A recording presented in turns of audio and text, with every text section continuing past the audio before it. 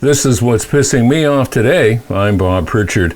Well, I was thinking over the long holiday weekend about my education, the things I learned in school, and for the most part, how, useless it is today. For example, when I went to school, we had to learn to add and subtract, multiply, divide, spell, write composition. Just a whole raft of things that, essentially don't count for much today. If I need to do some math, I've got a spreadsheet. If I need to write a composition, that's what they made ChatGPT for. It comes up with some great articles if you know how to ask the right questions. But one of the areas that came up really short was they never once suggested that we should learn how to name light bulbs. Light bulbs.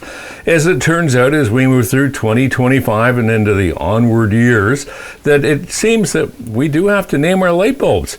If you're switching over to any of the digital voice assistants, you already know that the smart light bulbs need to have a name. Otherwise, the computer doesn't know who they are or what they do.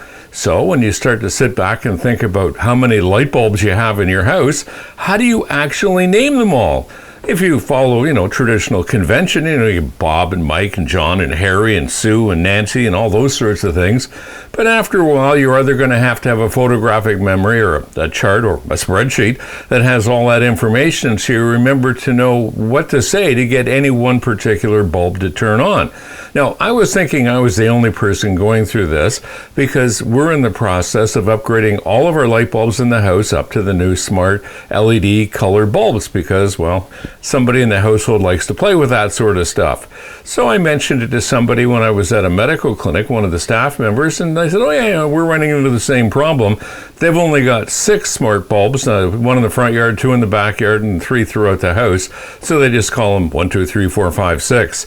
My convention basically is I identify the room and give it a number. So if I'm in my studio, for example, it will be Studio 1 through Studio 8, covering all the light bulbs in my studio. It works out kind of nicely because when I'm doing shows like this, I can just make a statement and it knows which lights I want on and which ones need to be turned off. But when you think back to it in school, back in the good old days, they never thought we'd have this sort of a problem. And something else I can tell you for sure is that when I was in high school, not one student was suspended for having their phone in class with them. No, our phones were welded against the kitchen wall and they weren't going anywhere. And that's what's pissing me off today. I'm Bob Pritchard.